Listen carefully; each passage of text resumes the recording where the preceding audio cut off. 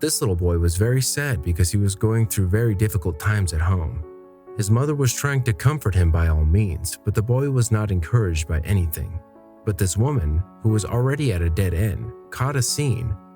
A policewoman was talking to her son while he was crying desperately. What did this officer say to the child? Could it be that the policeman was arguing with the child?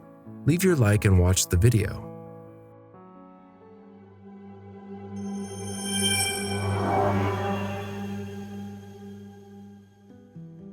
Doug Goodman was an example of honesty to everyone and his family, and they were surprised when he told them the news that he wanted to become a police officer in their town because the local officers did not have a good reputation in the region.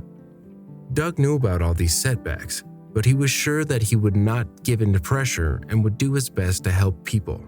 The man did not yet know what his future held, and he was sure he would do good things and soon mark the life of a special boy who would never forget him. He worked hard and passed at the top of his class and was now a true officer who loved his uniform more than anything.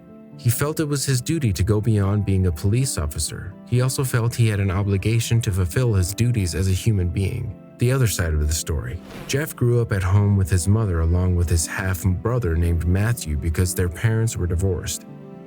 The brothers were also best friends despite the large age difference between the two. They always played together and supported each other, but overnight this all changed, as Jeff would have to leave home since he was approved for college. From that point on, he would live at the institution because the camp was too far from home. The young men could no longer see each other as a family often, only on their visiting days. Although it was a big step in his life and he was nervous, the young man was extremely happy to have his dream come true, and his whole family was thrilled with his accomplishment. The day he left was exciting and everyone was seemingly happy, but the truth is that someone there had not really liked that idea. By now you must be wondering what all this story has to do with Doug Goodman, the cop at the beginning of the video. Fast forward a little further and you'll understand everything that happened. A week had passed, and despite the homesickness everyone was feeling, everything was going great. The weekend came and Jeff went to visit them, but left quickly the next day. On Monday, the boy's mother got up to go to work, but before preparing breakfast, she went to Matthew's room to wake him up, but the boy said he would not be going to school that day. This behavior is common among children, but that boy was not like that. School was what he liked most in his life, so his mother was surprised. But after insisting a little more, saying that he had to go to school that day, the boy gave in and agreed. The woman sensed that there was something wrong, but not exactly what it was. The boy didn't want to tell her how he felt, and his mother respected his privacy, so they went to school. His mother always drove him to school before going to work, but that day Matthew was quiet the whole way, which made her very uncomfortable since the boy is always cheerful. They arrived at the school, the woman parked a car across the street. Matthew said goodbye and crossed the street. His mother was with her hand on the key, ready to start the car when she noticed her son standing in front of the school as the other children walked past, bumping into him. What was happening to Matthew? Why was he so agitated? The woman inside the car was about to get out to see what the problem was, but before she could open the door, a policeman appeared. What he found, at that moment, the woman didn't know what to do. She thought about running out and catching her son before the policeman did, but instead she decided to stand there and see what attitude the officer would take. As you can imagine, this mysterious cop was actually our protagonist, Doug Goodman. Doug was standing there watching the scene from inside his car, which was parked next to the school as he always did on his schedule. From a distance, the man was watching the children safely entering the school when he noticed the little boy standing still in the doorway. The little boy had his head down and appeared to be very sad. The policeman didn't think twice and got out of his vehicle and walked quickly towards the little boy. As the man approached, he noticed that the little boy was crying, so he quickly asked, "Are you okay?" At that point, Matthew began to cry more desperately. The policeman was confused, but followed his instincts and checked the boy's knees and elbows to make sure he wasn't hurt.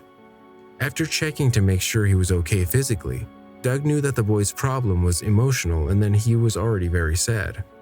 What was making him feel this way? End of mystery. The boy's mother watched from afar as the officer bent down to look the boy right in the eye and knew exactly what he was doing.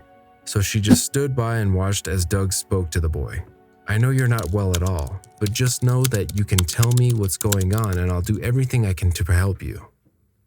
The boy's mother was excited inside the car and decided to record the moment. But what was really happening to the boy?